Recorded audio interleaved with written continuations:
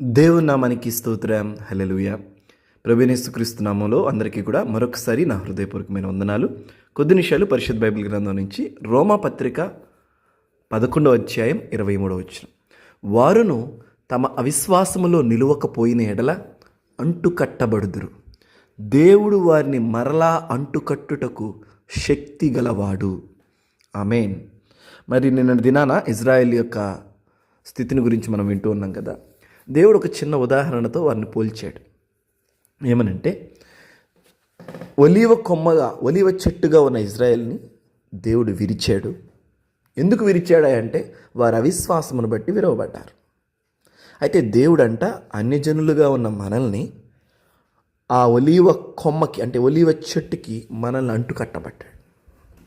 ఎక్కడైతే కొమ్మలు విరగొట్టబడ్డాయో అక్కడ దేవుడంట మనల్ని తీసుకుని వెళ్ళి అంటుకట్టాడంట వారి స్థానంలో. అయితే దేవుని వాక్యం అంటుంది, ఒకవేళ గనక ఇజ్రాయేలు ప్రజలు, విరవబడిన ఇజ్రాయేలు ప్రజలు అవిశ్వాసంలోనే ఉండక దేవుని విశ్వాసం వైపు గనక నిలిస్తేనంట మరలా అంటుకట్టబడుదురు. చూడండి దేవుని వాక్యాన్ని. God can rebuild our life. దేవుడు మరలా మన జీవితాలను కట్టగలడు. ఎందుకంటే దేవుడు మాత్రమే కట్టగలడు. చూడండి, రూతు గ్రంథాన్ని మనం ఒక 6 ఆదివారాలు మనం ధ్యానం చేసాం. చూడండి, అక్కడ ఏముంటుందంటే రూతు గ్రంథంలో పగిలిపోయి మొక్కలైపోయిన గాజు సీసా వంటి జీవితాలతో రూతు నయోమిలు ఇజ్రాయెల్ దేశానికి వస్తారు. పగిలిపోయి మొక్కలైపోయిన సీసా వంటి జీవితాలు, ఎవరు బాగు చేయలేని, ఎవరు సరిచేయలేని వంటి జీవితాలతో మరి రూతు నయోమి వస్తే దేవుడు మాత్రమే చేయగలిగిన ఆ స్థితిని, ఆ పరిస్థితిని ఆయన మరలా కట్టి చూయించాడండి.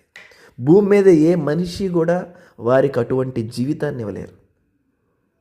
వారి ఆస్తిని చూసో, వారికి ఏదైనా వారికి కలిగిన పొలాన్ని చూసో, ఇంకా ఎవరెవరో ఏదో చేయొచ్చు, కానీ ఒక మంచి సద్గుణవంతుడైనటువంటి బోయజుని దేవుడు రూతుకిచ్చి వివాహం చేసి వారిని యేసుక్రీస్తు ప్రభు వారి వంశావళిలోకి వచ్చేటట్లుగా దేవుడు ఒక చక్కటి ప్రణాళికని, వారి మీద ఉన్న శాపాన్ని కొట్టివేసి ఆశీర్వాదంలోనికి దేవుడు నడిపించాడు. ఇది దేవుడు మాత్రమే చేయగలిగిన పని. ఏం చేయగలుగుతున్నాడు ఆయన? ఆయన మరలా కట్టగలుగుతాడు. ఆయన మరలా నిన్ను స్థాపించగలుగుతాడు ఆయన. అందుకనే బైబిల్లో ఒక చక్కటి మాట ఉంది. ఆదికాండంలో ఏమని ఉంటుందంటే, ఆదాము వాళ్ళు తప్పు చేశారు, దేవునికి ఎడమైపోయారు.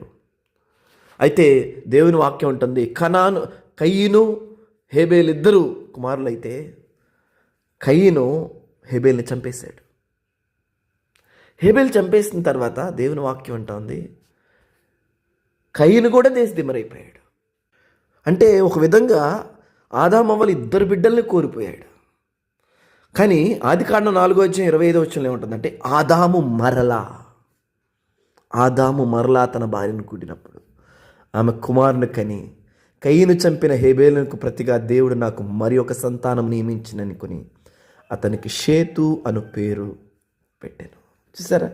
అంటే మరలా దేవుడు జ్ఞాపకం చేసుకుంటాడు, మరలా దేవుడు దర్శిస్తాడు, మరలా దేవుడు కడతాడు. ఒక వాగ్దానంగా దేవుని మాటగా స్వీకరించండి ఈ మాటని. ఒకవేళ మీ పరిస్థితులు, మీ కుటుంబాలు ఏవేవైతే కోల్పోయి ఉన్నాయో, ఏవేవైతే నష్టపోయి ఉన్నారో, ఏవేవైతే వెనకబడిపోయి ఉన్నారో, దేవుని వాక్యం చెప్తా ఉంది, దేవుడు మరలా కట్టగలుగుతాడు. దేవుడు మీ జీవితాలను మరలా కట్టగలుగుతాడు. దేవుడు మీరు కోల్పోయిన దాన్ని మరలా రీబిల్డ్ చేయగలుగుతాడు, ఇవ్వగలుగుతాడు మీకు. వాక్యం ఉంటుంది, నేను హేబేలుకు ప్రతిగా మరలా సంపాదించుకుంటున్నానని అంటున్నావా? శాపగ్రస్తమైన వాళ్ళు కదండి, వెలివేయబడిన వాళ్ళు కదా ఇదే తోటలోంచి. అయినా దేవుడు కనికరపడ్డాడు. అయినా దేవుడు మరలా ఇంకో బహుమానాన్ని ఇచ్చాడు. దేవునికి స్తోత్రం. అది గర్భఫలమో, అది కోల్పోయిన ధనమో, కోల్పోయిన గృహాలో, కోల్పోయిన వస్తువులు, కోల్పోయిన బంధుత్వాలు, రిలేషన్స్, ఏదైనా కానీ God can rebuild our life. ఎందుకంటే శాపం అయిపోయింది, చీకటైపోయింది, నిరాకారంగా అయిపోయింది భూమి దేవుడు చేయగానే. ఎందుకు? అపవాది భూమి మీద అడుగుపెట్టాడు. ఆడు అడుగుపెట్టంగానే అది భూమి నిరాకారం అయిపోయింది.